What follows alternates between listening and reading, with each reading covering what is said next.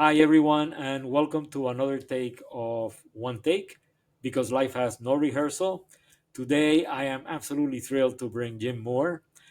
Officially, we will talk about a retired senior executive with some of the best advertising agencies in the world, Food and Building, where I'm also from, Leo Burnett. He created a digital e learning platform. He's going to talk about it a bit.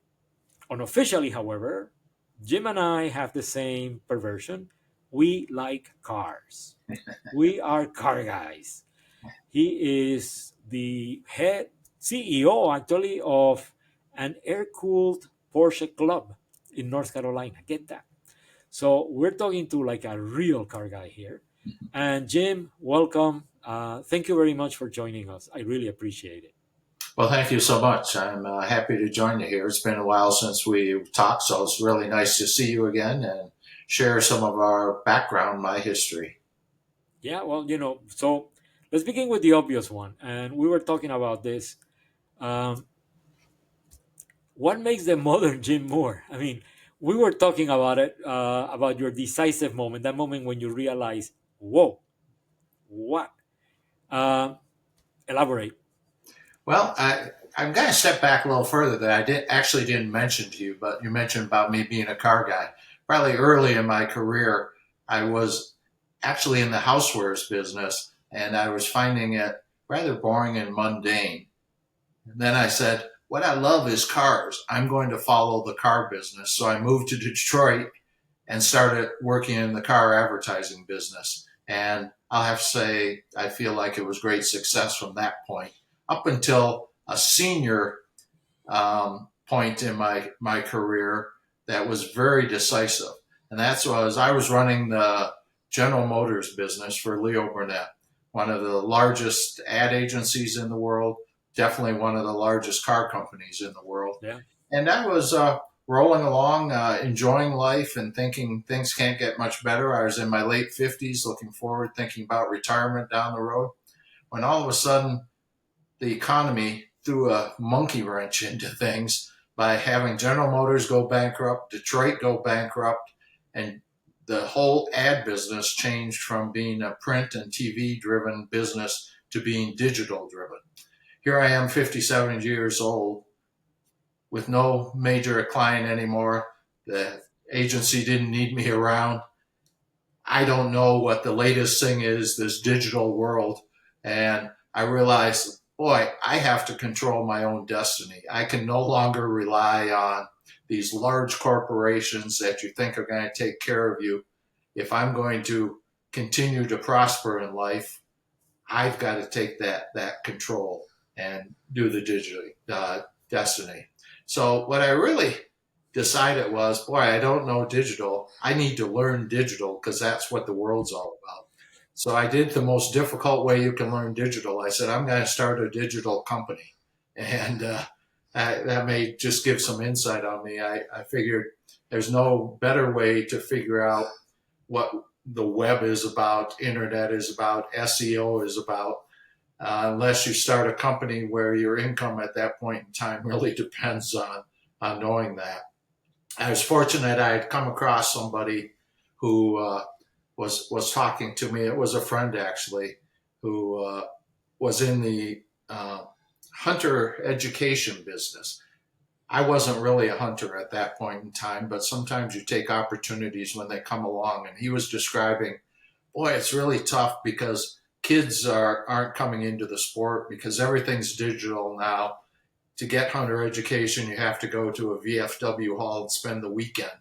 And that was like, oh, I got an idea. How about if we put hunter education online? So he provided me with the content because he was the guy who'd spent his career doing hunter education, knew what was required of states. I then tracked down a tech guy to build a site for me. And I was the sales guy, which I guess I could say I've always been in that I had to go out to the states and get approval. You have to go to every single state and get approved for hunter safety. And we eventually had 25 states approved at that point in time. Then I'll have to say I think I had learned what the digital world was about, and a private equity company came along and bought my company. So it was really, a confluence of different things happening with General Motors going bankrupt, the um, advertising business totally changing, and me at 57 saying, I'm not ready to sit and do nothing at this point. So it was about as decisive as I could get myself. Well, in many ways, it mirrors all of our careers at a certain point because like everything changed at the same time. We went through it. I went through many different changes, as you can imagine. Yeah, Latin America, Asia, Africa, we had changes like coming back and forth all over. Nevertheless, I mean, you see everything, right? You see a huge company go bankrupt. You see a name from forever. I mean, Leo Burnett was one of those names that was probably founded like what in 1260 when Columbus discovered America or something. almost, yes. Yeah, It was a forever agency. yeah, It wasn't even like Fulton and Belding was, like 100 years old or whatever. Leo Burnett was older yeah. and more respected. It was a highly respected advertising agency. And then you had the economy, which was, like essentially, yeah, cranking along a bit. Of all of those changes, which one did you find the most surprising? I have to say General Motors going bankrupt. I mean, General Motors was always on a pedestal in the American economy. And the fact that I worked on that, ran that total business worldwide, it was like, this is a big deal. I mean, we knew we were feeling it because in the agency business, we kept getting squeezed down by General Motors. Make less money. Our times are tough, but you never think a company of that magnitude is going to go bankrupt. It was just, mind blowing. And then, of course, with the bankruptcy comes restructuring, new people, and they have to change no matter what, and that includes ad agencies and marketing people and etc. So I I had the same feeling. I mean, like, and I worked. Well, I I did work a bit on the General Motor business. Actually, when I was at McCann Erickson in Mexico, we relaunched General Motors when it went from 8 cylinders to six. hmm, Big to do. And then I was part of the short team that launched General Motors in Argentina. And we sold like, I don't know, 39,000 cars that first year, was highly successful. So you see General Motors, right? right, And one of the key things that I find, like absolutely confusing, you're seeing the same information more or less that everybody's seeing, and none of us saw it coming. I mean, like it took, I think, my personal yeah, appreciation, it took everybody by surprise. Like, how can it fail being that big? yeah. Yeah, it's too big to fail, is what I mean, to use a cliche. Too big to fail, but it Yeah, failed. Not only did it fail, but the city failed. So, I thought it therefore, the was real estate I owned there, amazing. the house I owned was Oh, it froze a bit. underwater, everything. Yeah, Ah, okay, great. I'll probably edit that little part. I think it was frozen a bit. yeah, So, you go there, you decide, I'm going to have an e-learning company. Let me ask you, so I'm a fan of e-learning. I yeah, really am. And I did launch a company like that in the US. The only reason we didn't make it was the owner of the content was tapped by the president of Colombia to be the Minister of Education and Innovation. So he called us up and he said, hmm, on the one hand, we can launch a company. On the other hand, I will be minister of a major country. Bye right. bye. So he left. But why e learning? Well, I actually have to tell you that the way the company evolved, because we didn't go into it with e-learning. The idea was from being an ad guy, let's have an information resource for the outdoor world.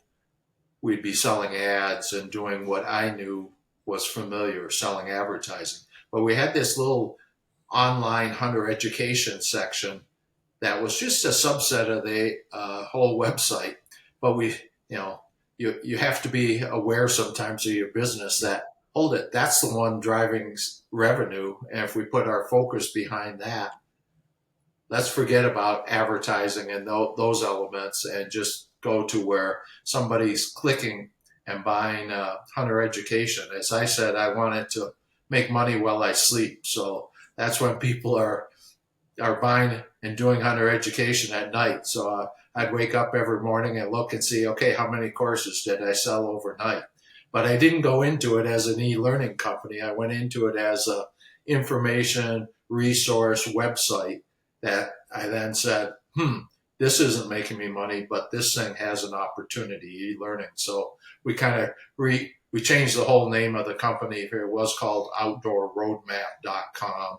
And I bought the URL huntered.com, and that goes then into SEO. Had to get, as people just put Hunter Ed in there, I was coming up top of SEO searches with that URL of huntered.com.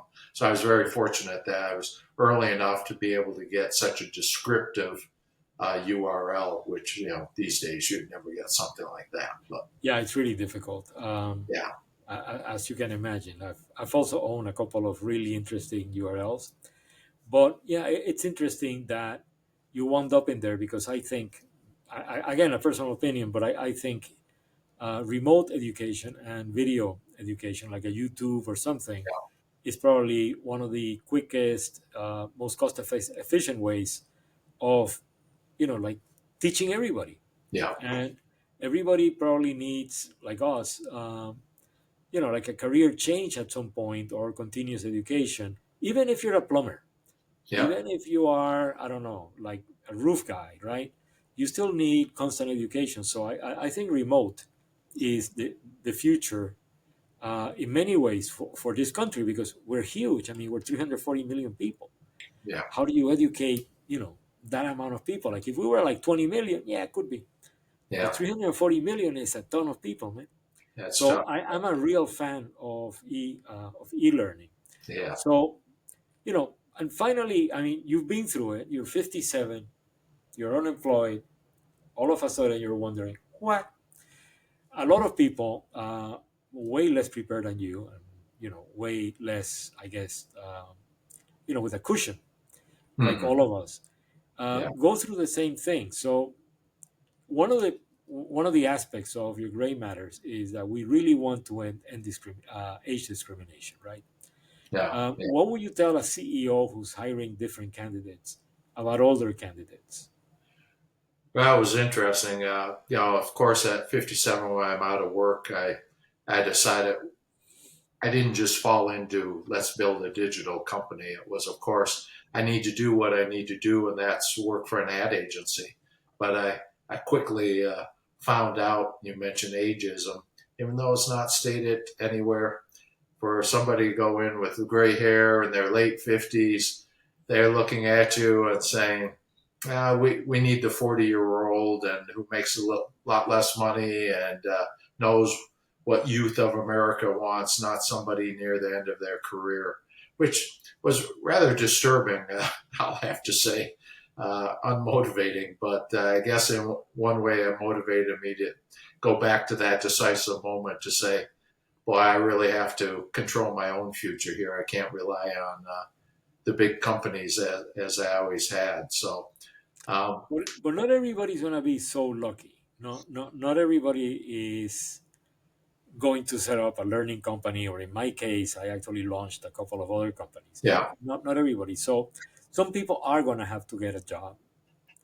Some yeah, people are no, going to they have to definitely are. interview. But at 57, I have to, in the ad business, it's a pretty tough road to hoe. I mean, you know that as well as I do, I'm sure, that knocking on ad agencies, they're not real eager to be talking to you at that point in time. Yeah, it's a So, I sad think it's a reality. mistake on their point because once I sold my company, one of the things I got very involved with is mentoring other startup companies. Here, I'm in Asheville, North Carolina. It's a nice little startup community, and I was really welcomed as far as sitting with 20-year-olds, 30-year-olds who are trying to go through this whole process of how do I start a company. I could tell them some of the trap doors that are out there, some of the pitfalls that they have to be aware of, and some of the opportunities that they needed. So I kept remodeling myself, I guess you'd say. I'm continuing to do it with this air cooled driving club I have and website. And, um, you know, people say, "Are you retired?" And I guess officially, people would say I'm retired, but I don't see ever retiring. I just need to keep changing myself and creating the new Jim Moore and the new business opportunity, if you will. Even though at this point I'm not making the kind of money I made in the ad business, but it's keeping me fulfilled and really satisfied that I'm bringing a lot of joy and happiness. I'll have to say to people driving their older Porsches in the roads of North Carolina. Yes, Yeah, yeah, we spoke about it a bit. That's those are beautiful Porsches. yeah, Again, those are some of the most pure designs ever. Even the whale tail, I like. yeah, I don't yeah. know if it qualifies or not as an air cooled, but It is. Yep, yep. In fact, I guess I'm mentioning the website. I should just give myself a plug, airbrigade.com. So any of you out there are Porsche lovers, look up airbrigade.com. As I'll have it yeah, on one of the titles for sure. So if you sounds got good. anybody crazy enough to own one of those, oil gushing machines, yes, That's they right. should talk to you by all means. Well, Jim, it's been a real pleasure. Thank you very much for joining us. Enjoy the drive.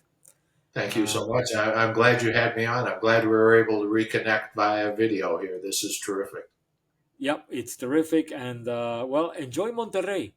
If you come back with another Porsche, let me know. I will, definitely. Okay, man. See you around. See ya. Bye. Bye bye.